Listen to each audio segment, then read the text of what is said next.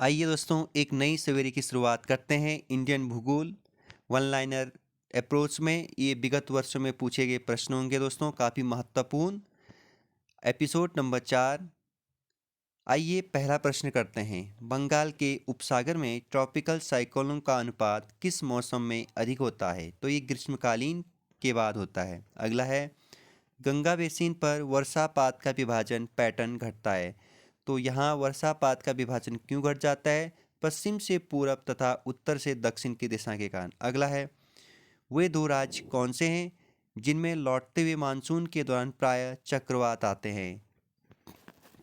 आंध्र प्रदेश और उड़ीसा। जब आपने देखा ही होगा कि जब 15 जून के आसपास केरल में मानसून एंटर करता है, तो वहीं जब सितंबर अक्टूबर के बाद जब मानसून लौटता है नीचे की ओर, तो उस टाइम पीरियड पर आंध्र प्रदेश और उड़ीसा के तट पर क्या स्टार्ट हो जाता है? चक्रवात। अगला प्रश्न है, किन महीनों के दौरान बंगाल की खाड़ी में बार बार उष्णकटिबंधीय चक्रवात आते हैं? तो ये अक्टूबर नवंबर में, क्योंकि यहाँ निम्न वायुदाब का क्या हो जाता है? प्रकोप बन जाते हैं। अगला प्रश्न है, चक्रवात आने के लिए मैंने आपको बताया था 27 डिग्री टेम्परेचर होना बहुत जरूरी है। ठीक है, याद रखेंगे। शीत ऋतु के दौरान पंजाब में रबी की फसल के लिए कौन सी बौछार अनुकूल होती है? शीत ऋतु में जो पंजाब में रबी की फसल होती है दोस्तों, वहाँ पर कौन सी बौछार अनुकूल होती है उस फसल के लिए? तो पश्चिमी विक्षोभ द्वारा उत्पन्न बौछार, मतलब पश्चिमी विक्षोभ के द्वारा जो वर्षा एक फुहार के रूप में। ठीक है, अगला है, दिल्ली में शीतकालीन वर्षा किस कारण होती है? ये पश्चिमी विक्षोभ के कारण होती है दोस्तों। दिल्ली हो गया, पंजाब, हरियाणा, इन क्षेत्रों में पश्चिमी विक्षोभ या हल्की फुल्की क्या होती है? शीत ऋतु में वर्षा होती है। जबकि जम्मू कश्मीर, उत्तराखंड और हिमाचल के उच्च क्षेत्र में बर्फबारी के रूप में यह वर्षा करती है। ठीक है, अगला प्रश्न है, गर्म शुष्क मौसम के दौरान भारतीय उपमहाद्वीप पर किस क्षेत्र में निम्न दाब रहता है? तो ये पश्चिमोत्तर भारत में रहता है। ठीक है, अगला है, अक्टूबर और नवंबर के महीनों में भारी वर्षा किस तट पर होती है? तो ये कोरोमंडल तट पर होती है दोस्तों। ठीक है, क्योंकि जब मौसम नहीं लौटता हुआ मानसून नीचे की ओर बैठता है तब। अगला है, तमिलनाडु वाला है ये। किस पहाड़ी प्रदेश में सर्वाधिक वर्षा होती है? तो गारो खासी जयंतिया, मतलब खासी में। अगला है, भारत का दैनिक मौसम मानचित्र कहाँ तैयार तथा छापा या प्रिंट जाता है? मोस्ट इम्पॉर्टेंट है, तो याद रखेंगे, पुणे, महाराष्ट्र में। अगला है, भारत के किस राज्य में मानसून का आगमन सबसे पहले होता है? तो ये सबसे पहले होता है केरल में। ठीक है, 15 जून के आसपास। अगला प्रश्न है दोस्तों, भारत में दक्षिण पश्चिम मानसून अपनी वापसी के समय कहाँ वर्षा करती है? तो तमिलनाडु के कोरोमंडल तट में दोस्तों। अगला प्रश्न है, किस क्षेत्र में ग्रीष्म मानसून के दौरान अधिकतम वर्षा होती है? तो ग्रीष्म मानसून के दौरान कह रहा है तो उत्तर पूर्वी पहाड़ों में, पहाड़ी पर। ठीक है, क्योंकि यहाँ से क्या होता है ना, ये आपको एक चीज़ बता देता हूँ। यहाँ से जब क्या उठता है आपका मानसून उठता है, तो सीधे जा करके ये पूर्वोत्तर के पहाड़ियों से टकराता है, तो सबसे पहले यहीं पर ज़्यादा वर्षा करती है। ठीक है, अगला प्रश्न, भारत के किस राज्य ने घरों में वर्षा जल संचय को सबसे पहले अनिवार्य बनाया? तो तमिलनाडु। मोस्ट जहाँ पर क्या लग गया? पहला लग गया। तमिलनाडु हर इमारत के लिए वर्षा जल संचय को अनिवार्य बनाने वाला पहला राज्य था। यह योजना 2001 में शुरू की गई थी। तो याद रखिएगा कि आपका किस राज्य ने हर घर इमारत के लिए वर्षा जल संचय अनिवार्य किया? तो तमिलनाडु ने। कब से? 2001 से। अगला प्रश्न है, दंडकारण्य में सर्वाधिक वर्षा किससे होती है? तो ये ग्रीष्मकालीन चक्रवात के कारण होती है। ठीक है, इसकी पीडीएफ आप लोगों को टेलीग्राम पे मिल जाएगी दोस्तों। और ये विगत वर्ष में इंडियन भूगोल से पूछे गए इंपॉर्टेंट प्रश्न है, क्योंकि आपके जो कनिष्क सहायक का पेपर होना है उसमें 7 नंबर के आसपास आपका क्या पूछा जाना है? भूगोल पूछा जाना है, जो काफ़ी महत्वपूर्ण होने वाला है। और मैं ये 1 या 2 वीडियो में पूरा क्या कर दूंगा, विगत वर्ष के पूछे गए प्रश्नों का क्या बना दूंगा, वीडियो बना दूंगा दोस्तों। और ये वन लाइन अप्रोच है, इसके बाद में प्रैक्टिस सेट लाऊंगा दोस्तों, याद रखिएगा। अगला है दोस्तों, यहाँ पर जो पश्चिमी राजस्थान की मृदा में किसका अधिक अंश होता है? तो कैल्शियम पाया जाता है वहाँ। अगला प्रश्न है, भारत के उत्तरी मैदानों की मृदा सामान्यतः कैसी बनी होती है? तो तलोचन द्वारा। अगला है, बिहार का अधिकांश क्षेत्र किस मिट्टी से आच्छादित है? तो कछारी मिट्टी से आच्छादित है। अगला है प्रश्न दोस्तों, किस प्रकार की मृदा में तरबूज की बढ़िया वृद्धि होती है? बलुई मृदा। नेक्स्ट, IR20 और रत्ना किस फसल की प्रमुख किस्में हैं? तो धान की। नेक्स्ट, किसे ब्राउन पेपर कहा जाता है? तो जूट। Most important.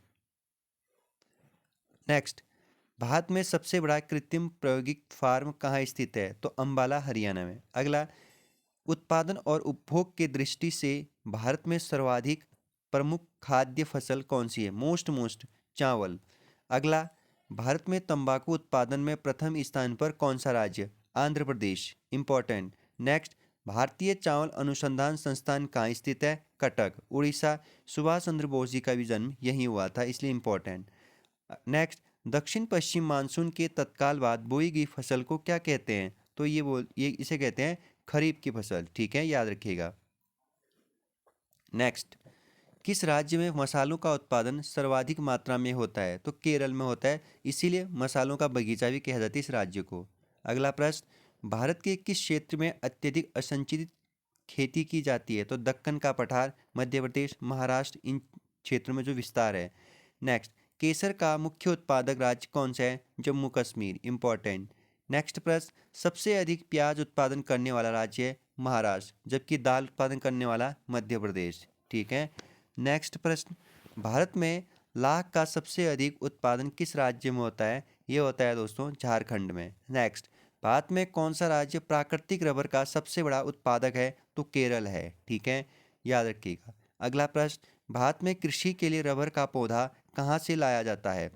तो यह कहाँ से लाया गया था? इंपॉर्टेंट प्रश्न, ब्राजील से।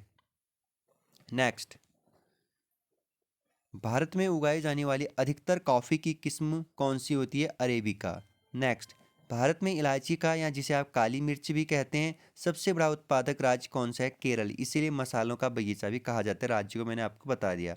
अगला है, मसाला बगीचा राजस्थान के किस शहर से संबंधित है? जोधपुर से। मसाला बगीचा। नेक्स्ट, हापुस आम का मूल स्थान कौन सा क्षेत्र है? तो रत्नागिरी, महाराष्ट्र का क्षेत्र है। अगला प्रश्न है दोस्तों, देश में ऑपरेशन फ्लड की शुरुआत का श्रेय किसको दिया जाता है, या किसको दिया गया? डॉक्टर वर्गीस कुरियन, 1970। ठीक है, ऑपरेशन फ्लड, याद रखिएगा। तो दोस्तों, साइंस शाम को आ ही रहा है, याद रखिएगा। और हम लोग सवेरे फिलहाल इंडियन ज्योग्राफी के वन लाइनर भूगोल देख रहे हैं क्वेश्चनों को, इसके बाद हम हिस्ट्री के देखेंगे, इसके बाद हम पॉलिटिकल के वन लाइनर को भी देखेंगे, फिर हम तीनों का मिक्सअप क्या करेंगे, एमसीक्यूज को करवाएंगे। ठीक है दोस्तों। नेक्स्ट प्रश्न है, सुधा डेयरी किस प्रकार की संस्था है? तो कोऑपरेटिव संस्था। अगला प्रश्न है, भारत में स्वर्ण रेशा क्रांति किसके उत्पादन से संबंधित है? तो ये जूट से संबंधित है। नेक्स्ट, कौन सा शहर अंगूरों की पैदावार के लिए प्रसिद्ध है? तो ये महाराष्ट्र है, और महाराष्ट्र का एक सॉरी क्षेत्र है नासिक। नेक्स्ट, भारतीय पेट्रोलियम संस्थान कहाँ स्थित है? देहरादून में। ठीक है दोस्तों, ओएनजीसी की बात हो रही है। नेक्स्ट, विद्युत उत्पादन के लिए नगर अपशिष्टों का प्रयोग करने वाला भारत का पहला शहर कौन सा है? तो चेन्नई है। नेक्स्ट, पौध बंजक उद्योग के मामले में भारत का कौन सा राज्य अग्रिम है? तो गुजरात। नेक्स्ट, मुंबई उच्च तेल क्षेत्र कहाँ पर स्थित है? तो अरब सागर का महाद्वीपीय शेल्फ में। नेक्स्ट प्रश्न है, भारत में किस प्रकार की बिजली का उत्पादन सर्वाधिक होता है? तो तापीय बिजली का उत्पादन सर्वे ज़्यादा होता है। अगला प्रश्न है, राष्ट्रीय रासायनिक प्रयोगशाला एनसीएल कहाँ स्थित है? तो ये पुणे में स्थित है। नेक्स्ट है, सिंदरी झारखंड में उत्पादित उर्वरक का क्या नाम है? तो ये यूरिया है। नेक्स्ट है, भारत का प्रमुख जलयान निर्माण केंद्र कहाँ स्थित है? तो ये कोचीन, केरल में। नेक्स्ट, नारियल जटा उद्योग किस राज्य में स्थित है? तो ये केरल में है। नेक्स्ट प्रश्न, भारत में सबसे पुराना तेल क्षेत्र, ठीक है, ऑयल फील्ड कहाँ स्थित है? डिगबोई, असम में। नेक्स्ट, कोचीन रिफाइनरी किस क्षेत्र के अंतर्गत आता है? तो संयुक्त क्षेत्र के अंतर्गत आता है। नेक्स्ट प्रश्न है, आंध्र प्रदेश में तुमलापल्ली विश्व के मानचित्र पर किस वजह से आया था? तो सबसे बड़ी यूरेनियम की खानें होने के कारण आंध्र प्रदेश का तुमलापल्ली विश्व के मानचित्र पर क्या है, प्रदर्शित है। इंपॉर्टेंट है, याद रखिएगा। अगला प्रश्न है, नरोरा नाभिकीय विद्युत केंद्र किस राज्य में स्थित है? तो ये है उत्तर प्रदेश में। ठीक है दोस्तों। नेक्स्ट, कोरापुट ओडिशा किस उद्योग से संबंधित है? तो ये विमान निर्माण से संबंधित है, इंपॉर्टेंट है, ये भी पूछा गया है। भारत में लिग्नाइट का सबसे बड़ा उत्पादक कौन सा राज्य है? तो ये तमिलनाडु में है लिग्नाइट का उत्पादन के लिए। अगला है राजस्थान में परमाणु विद्युत केंद्र कहाँ स्थित है? तो रावत भाटा पूछा गया है। रावत भाटा कहाँ है? राजस्थान याद रखिएगा, जो एक परमाणु विद्युत केंद्र है।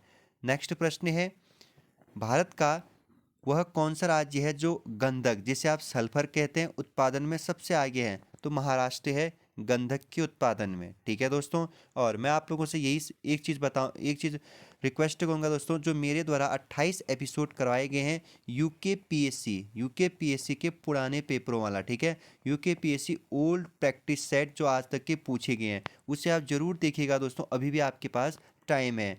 मैंने उसको क्या कर रखा है, अच्छे से उन सारे क्वेश्चनों को खोल करके आप लोगों को बता रखा है। कहीं ना कहीं वो प्रश्न फिर से आप लोगों के सम्मुख पूछे जाएंगे, अगर समय है जो ज़रूर देखिएगा दोस्तों, ठीक है। तो इसके बाद नेक्स्ट प्रश्न है, भारत में कृष्ण क्रांति किस उत्पादन के विनिर्माण से संबंधित है? तो कच्चा पेट्रोलियम से संबंधित है, ये सवाल भी पूछा गया है। अगला प्रश्न है, हजारी उर्वरक कारखाना किस ईंधन पर आधारित है? तो ये प्राकृतिक गैस। अगला है, कौन सा भारतीय शहर हैवी इलेक्ट्रिकल से संबंधित है? तो ये भोपाल, ठीक है, मध्य प्रदेश। अगला प्रश्न है, वाल्को नाल्को और हिंडाल्को किस प्रकार की कंपनी से संबंध है? ये सारे कंपनी एल्यूमिनियम से संबंधित है। अगला प्रश्न है, अलीगढ़ किस उत्पादन के लिए प्रसिद्ध है? तो ताले के लिए, ठीक है, ताले। इसमें चाबी भी होना चाहिए, इसे याद रखिए। अगला प्रश्न है, पश्चिम बंगाल का टीटागढ़ शहर किस उद्योग के लिए जाना जाता है? तो कागज उद्योग के लिए, ठीक है। अगला प्रश्न है दोस्तों यहाँ पर, भारत में चूड़ी उद्योग उत्तर प्रदेश के किस शहर में स्थित है? तो ये फिरोजाबाद शहर किसके लिए जाना जाता है? चूड़ी उद्योग के लिए। अगला प्रश्न है, किस स्थल में हिंदुस्तान जस्ता संयंत्र, ठीक है, स्थित है? तो ये उदयपुर राजस्थान में। नेक्स्ट, भारत में सबसे बड़ा पेट्रोकेमिकल संयंत्र कहाँ स्थित है? तो गुजरात में। नेक्स्ट, झारखंड के मूरी में स्थापित प्रमुख उद्योग कौन सा है? तो एल्यूमिनियम उद्योग। नेक्स्ट, भारत का प्रथम परमाणु ऊर्जा संयंत्र कौन सा है? तारापुर नाभिकीय ऊर्जा संयंत्र है, ठीक है, इंपॉर्टेंट है, याद रखेंगे। नेक्स्ट, छत्तीसगढ़ में सीमेंट उद्योग विकसित है क्योंकि यहाँ कुछ मात्रा में या कुछ मुख्य रूप से क्या उपलब्ध है? चूना पत्थर। नेक्स्ट, सर्वोत्तम किस्म का संगमरमर कहाँ पाया जाता है? तो मकराना। नेक्स्ट, केंद्रीय खनन अनुसंधान संस्थान कहाँ स्थित है? तो धनबाद में, मोस्ट इंपॉर्टेंट। अगला है, तातापाका तेल शोधनशाला किस राज्य में अवस्थित है? आंध्र प्रदेश में। नेक्स्ट, किस पत्तन की पश्चिमी सबसे विशाल है? तो मुंबई की, सॉरी। अगला है, सबसे अंदर भूमि द्वारा घिरा पत्तन कहाँ स्थित है? तो विशाखापत्तनम में, सबसे गहरा पोर्ट भारत का। अगला है, राष्ट्रीय राजमार्ग नंबर 2 किन दो स्थानों को जोड़ता है? दिल्ली और कोलकाता को जोड़ता है। नेक्स्ट, पोत निर्माण यार्ड मझगांव यार्ड कहाँ स्थित है? इंपॉर्टेंट, तो विशाखापत्तनम में। नेक्स्ट, कौन सा पहला बंदरगाह है जिसे गुजरात राज्य में स्वतंत्रता के बाद विकसित किया गया था? तो कांडाला। नेक्स्ट प्रश्न है, थार एक्सप्रेस भगत की कोठी जोधपुर से चलकर कहाँ जाती है? तो कराची पाकिस्तान को। नेक्स्ट है, 4 भारतीय महानगरों शहरों को जोड़ने वाली राष्ट्रीय राजमार्ग विकास परियोजना को क्या कहा जाता है? तो स्वर्णिम चतुर्भुज, ठीक है, याद रखेंगे। नेक्स्ट, भारत का सर्वाधिक गहराई वाला बंदरगाह कौन सा है? पारादीप। नेक्स्ट, भारत का पहला रेल विश्वविद्यालय कहाँ स्थापित किया गया है? तो बड़ोदरा गुजरात में। नेक्स्ट, राष्ट्रीय रेल संग्रहालय कहाँ स्थित है? तो ये दिल्ली में स्थित है। नेक्स्ट प्रश्न है, भारत का सबसे व्यस्त अंतर्राष्ट्रीय बंदरगाह कौन सा है? Mumbai, most important. Next, Rajiv Gandhi अंतर्राष्ट्रीय विमान पत्तनम कहाँ स्थित है? तो ये हैदराबाद में है। नेक्स्ट प्रश्न है दोस्तों यहाँ पर, लोकप्रिय गोपीनाथ बारदोलोई अंतर्राष्ट्रीय हवाई अड्डा कहाँ है? गुवाहाटी, असम। अगला, राष्ट्रीय राजधानी क्षेत्र दिल्ली का प्रमुख एयरपोर्ट कौन सा है? तो इंदिरा गांधी नेशनल एयरपोर्ट है, याद रखेंगे। अगला है, भारत के किस रेलवे स्टेशन को विश्व विरासत स्थल में शामिल किया गया है? तो छत्रपति शिवाजी टर्मिनस, ठीक है, टर्मिनस। नेक्स्ट है दोस्तों, रेलवे डीजल इंजन का कारखाना कहाँ स्थित है? तो ये वाराणसी उत्तर प्रदेश में स्थित है। नेक्स्ट प्रश्न है, इंपॉर्टेंट है, याद रखेंगे। भारत का रेलवे नेटवर्क विश्व में चौथे स्थान पर है। ठीक है, कितवें स्थान पर है? चौथे स्थान पर है। इसके पहले इसके पहले 3 स्थान पर कौन सा देश है? तो सबसे पहला रूस, अमेरिका, फिर कनाडा। रूस, अमेरिका, कनाडा, फिर कौन सा देश है आपका? भारत। अपना प्यारा देश भारत चौथे स्थान पर है। ठीक है दोस्तों, इसके बाद आगे बढ़ते हैं। इस एपिसोड को ख़त्म ही कर दें थोड़ा सा आगे तक। ठीक है, राष्ट्रीय राजमार्ग की व्यवस्था की जिम्मेदारी किन सरकारों की होती है? केंद्र और राज्य सरकार की। जो एनएच होती है ना, वो राज्य सरकार और सेंट्रल गवर्नमेंट के अंतर्गत। नेक्स्ट, कांडला जो गुजरात में जो कच्चे की खाड़ी में स्थित है, किसके लिए जाना जाता है? तो निर्यात प्रसंस्करण क्षेत्र के लिए, एक्सपोर्ट प्रोसेसिंग जोन के लिए यह बंदरगाह जाना जाता है। नेक्स्ट प्रश्न है, किस राज्य में राष्ट्रीय राजमार्गों की सर्वाधिक लंबाई पाई जाती है? उत्तर प्रदेश में, याद रखिएगा। अगला प्रश्न है, भारत में सड़कों का घनत्व किस राज्य में सर्वाधिक है? तो केरल में। Most important. ठीक है, अगला है, किस देश के साथ भारत की सबसे लंबी अंतर्राष्ट्रीय सीमा लगती है? तो बांग्लादेश के साथ 4016। ठीक है, तो याद रखिएगा दोस्तों, भारत के पड़ोसी देश जितने भी 7, इनको अच्छे से आप याद करिए कि कौन से देश के साथ कौन सा राज्य सीमा बनाती है। खास करके आप उत्तर, पूर्व, पश्चिम और उत्तर के सारे देशों को अच्छे से क्लियर करिएगा दोस्तों, मैप बनाइएगा। यहाँ से डेफिनेटली आपको एक सवाल मिलेगा। ठीक है, ज़्यादा मैंने आपको बता दिया, करोगे तो ठीक, ना करोगे तो ठीक। भारत का पहला और एकमात्र कार्बनिक राज्य कौन सा है? तो सिक्किम है। ठीक है, मोस्ट इंपॉर्टेंट। अगला प्रश्न है, भारत का कौन सा शहर इलेक्ट्रॉनिक सिटी के नाम से बंगलुरु? ठीक है दोस्तों, वही दुनिया का कैलिफोर्निया। नेक्स्ट है दोस्तों, भारत में क्षेत्रफल की दृष्टि से सबसे बड़ा राज्य कौन सा है? राजस्थान। सबसे छोटा गोवा। अगला है, किस भारतीय राज्य की सीमा तिब्बत, नेपाल, भूटान और पश्चिम बंगाल को स्पर्श करती है? तो सिक्किम में। देखिए दोस्तों, देखिए, आपको बार बार ऐसे सवाल मिलते हैं और बनते भी हैं, हम लोग गलती करके आ जाते हैं। तो इसलिए हमें क्या करना है, इन प्रश्नों को अच्छे से मैप, एक बार मैप बनाना है हमें, और मैप के साथ इन देशों को एक बार प्रदर्शित करना है और राज्य को साझा करना है। नेक्स्ट, कन्याकुमारी किस राज्य में स्थित है? तो तमिलनाडु में।